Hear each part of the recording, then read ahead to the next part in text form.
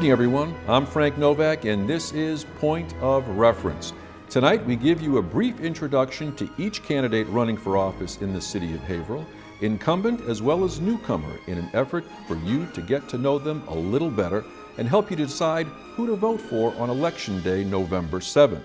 We're very proud that almost 100% of the candidates took us up on our invitation to help you become a more informed voter.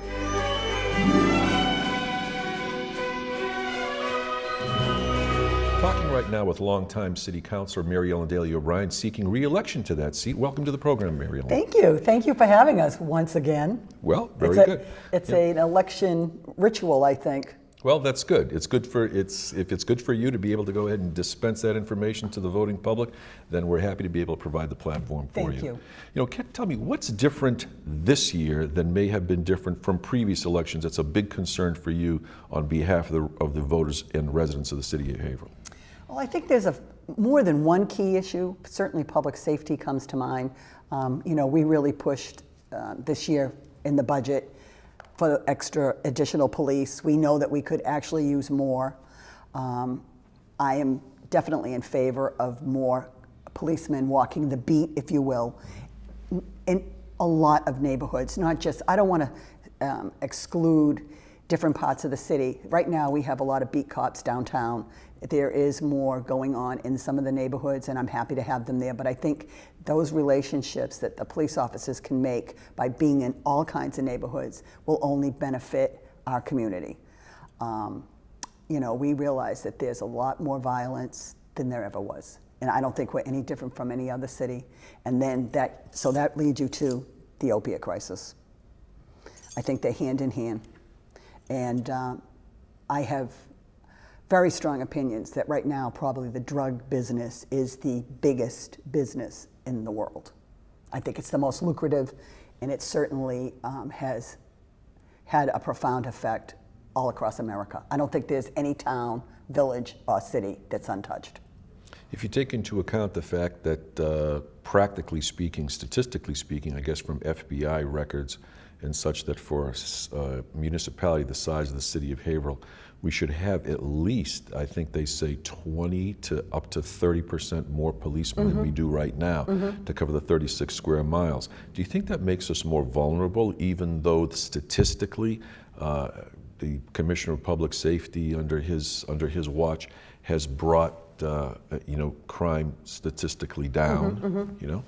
I think, one of the things we have been very lucky is that we have the chief. Our police chief has done a phenomenal job, and his choices and the way he's led his team it's outstanding. It really is outstanding. I don't think we'd have the success we have at all if it wasn't for our chief. He works well with the mayor, he works well with the city council, and I think we all try to do what we can to support, but we also realize the fiscal side of it. So I get the quandary. When you hire people, it's not just that year's salary. It goes on, and then there's a retirement piece to it too that we also fund. So you have to look at the whole package, the benefits and everything. So, but I think we work well with the mayor, and we're gonna make more police officers. I think there's going to be more. Do you think that part of experienced leadership has to do with being able to have enough foresight to see what some items may be that are coming down the pike that could create a degree of vulnerability in getting ready for those? And if you do agree with that type of scenario, what do you think are some of the things that we have to be concerned about that the city of Haverhill may be confronting head on in the near future that are not front and center right now? I think that's a rather difficult question because you could go so many ways. I think what's really important is building relationships with other cities and towns in the Commonwealth. I think state police and those relationships are very, very important. The relationships we have with the Sheriff's Department, very, very important. And I have seen all those people working closely together. So I think we're very lucky, but we're not just the only city with those challenges. And that's why it's not just Haverhill. You have to look at it from a whole state perspective. And then the next step is New England, because there is a feeling in Maine and New Hampshire especially that a lot of these drugs come out of Massachusetts. I understand. Aside from the drug issue, though, what I'm talking about are things such as there's a certain pool of money that the city of Haverhill works from in order to make everything else work. It's called your taxes. Correct. Okay. Whether it comes from the state or from the city. Yeah. Now that pool of funds sometimes can be dissipated depending upon how well or how not well the economy happens to be going. If those things, there are needs, for example, I guess out of 351 cities and towns in Haverhill, in the state of Massachusetts, that Haverhill ranks among the lowest in per pupil spending. Then there's also a big question looming as to whether we're going to be able to still reinstate the same type of monies from the state to help offset the hail debt.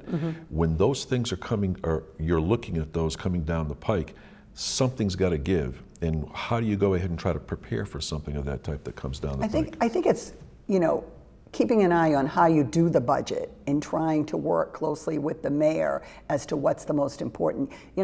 With our form of government, the mayor, he puts together the budget he wants with his department heads, and we oversee that, but it comes to us as a document. But you have to approve it. Exactly, but the time that we're given to do that is something that the city council has constantly said, we don't get that budget in a soon enough time to really work out the numbers. And some of the councilors are really good, and I think of Colin LePage. He is very good at really drilling down on those numbers. Do you need more time? How can you get more time? We need the budget prepared sooner. And then we have the give and take.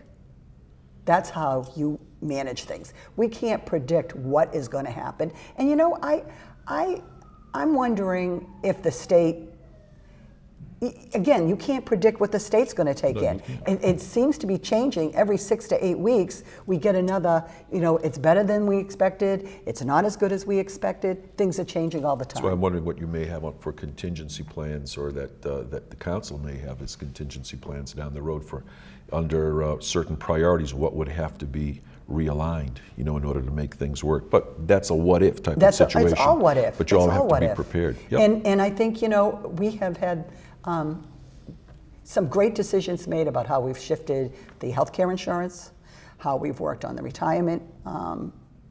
I think there's enough money in our stabilization that if something should shift quickly, we've left enough money there to work with that.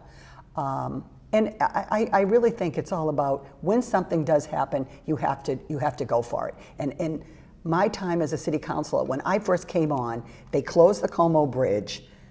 The high school, our flagship school, was under closure because of 30 seconds, go ahead. But because of the state of the building, not the curriculum, but the building. We had just had 9/11. Massachusetts was in a terrible state. All those things happened all at once. You couldn't have ever predicted that kind of onslaught. We rose above it and keep your pencil sharpened, no? Exactly, and that's what you have to do every week. Thanks, Mary Ellen Daly O'Brien. You're welcome. Thank you. Good luck in the upcoming election. Thank you. We'll be back.